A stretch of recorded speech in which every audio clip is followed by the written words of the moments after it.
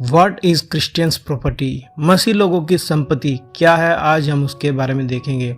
दोस्तों, मान लो अगर कोई आपको 100 एकड़ जमीन आपके नाम पर कर देता है तो क्या आप क्या महसूस करोगे? आप तो खुशी से पागल हो जाओगे, या ऐसा करोगे कि ज़मीन पे खड़े होकर बोलोगे ये ज़मीन मेरा है, मेरे नाम पे हो गया है? क्या ऐसे कहने से आपका हो जाएगा? नहीं। जब तक आप कागजात ना दिखाओ कि ये कागजात मेरे नाम पर है, 100 एकड़ की ज़मीन मेरे नाम पर है, तब तक कोई नहीं मानेगा। उसी तरह परमेश्वर ने सारी आशीषें आपके आत्मा में लिख के रखा है। आत्मिक संपत्ति जो आपके हाथ में है, जो आपके साथ है, जो कोई छीन नहीं सकता।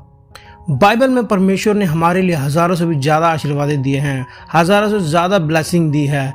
लेकिन चाहे हज़ारों आशीर्वाद दी हो, लेकिन वो हमारे ऊपर है कि हम कितना स्वीकार करते हैं और कितना इनकार करते हैं। दोस्तों, अब सबको एक घटना मालूम होगा जहां शैतान यीशु मसीह से कहता है, तू गिरकर मुझे प्रणाम कर तो मैं तुझे सब कुछ दे दूंगा। लेकिन यीशु मसीह इनकार कर देते हैं, क्योंकि जो पृथ्वी है जो उसका था ही नहीं, शैतान का था ही नहीं, उसने तो आदम से छीना था चालाकी से, और यीशु मसीह ने क्रूस पर उसको हरा कर दुनिया को फिर से जीत लिया। अब यीशु मसीह स्वर्ग और पृथ्वी दोनों के मालिक है। पुराने नियम में परमेश्वर का राज्य सिर्फ स्वर्ग में था, पृथ्वी में तो शैतान का राज्य था। लेकिन यीशु मसीह के आने के बाद परमेश्वर का राज्य पृथ्वी में भी आ गया। यीशु मसीह ने कहा, परमेश्वर का राज्य तुम्हारे बीच में है। दोस्तों, दुनिया को यीशु ने जीत लिया। अब पृथ्वी और स्वर्ग दोनों की आशीषें परमेश्वर ने आपके सामने रखी है। हम स्वर्ग और पृथ्वी के राजा के बच्चे हैं। स्वर्ग और पृथ्वी की आशीषें हमें दी गई है। उसमें से आपको कितना चाहिए, आपको कितना लेना, वो आपके हाथ में है। 100 गुना, 60 गुना या 30 गुना, ये आपके हाथ में है। दोस्तों, परमेश्वर सिर्फ आत्मिक संपत्ति ही नहीं, पृथ्वी की आशीषें भी आपको देना चाहते हैं। जिसको चाहिए वो आमीन करके ले सकता है, और जिसको पृथ्वी की दुनिया की आशीषें नहीं चाहिए वो ना करके रहने दे। जो ना करके रहने देते ऐसे लोग ना खुद खुश रहेंगे, ना उनके पास कुछ होगा दूसरों की मदद करने के लिए। दोस्तों, आपके पास इतना तो होना चाहिए, इतना धन तो होना चाहिए कि आप दूसरों की मदद कर पाओ। आत्मिक प्रॉपर्टी, आत्मिक संपत्ति तो हमारे पास है, लेकिन पृथ्वी की आशीषें भी चाहिए। जरूरी है कि आप दूसरे लोगों की मदद कर पाओ। सिर्फ स्वर्ग करके पृथ्वी में ही दरिद्रता और गरीबी में नहीं जीना चाहिए।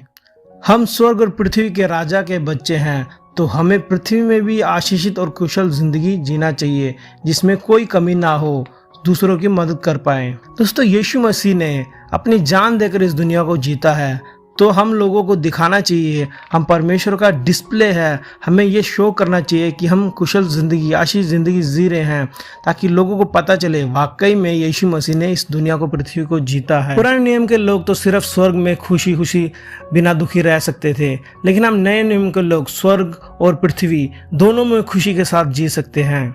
जैसे वचन में लिखा है, यीशु मसीह ने कहा, अगर आपके बीच से दुष्ट आत्मा निकल चले हैं और बिना बीमारी के जी रहे हो, मान लो आप बिना बीमारी के, अब बिना दुखी के जी रहे हो, इसका मतलब क्या है? स्वर्ग का राज्य आ चुका है।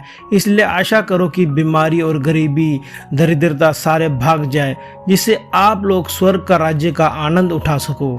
इस वीडियो में यही बताना चाहता हूँ कि हमारी असली जो संपत्ति है वो आत्मिक ही है, लेकिन हमें इस पृथ्वी में भी अच्छी तरह जीना चाहिए, ताकि हम दूसरे लोगों को लेकर तो आते हैं, दूसरों को बताते तो हैं परमेश्वर के राज्य के बारे में, स्वर्ग के राज्य के बारे में।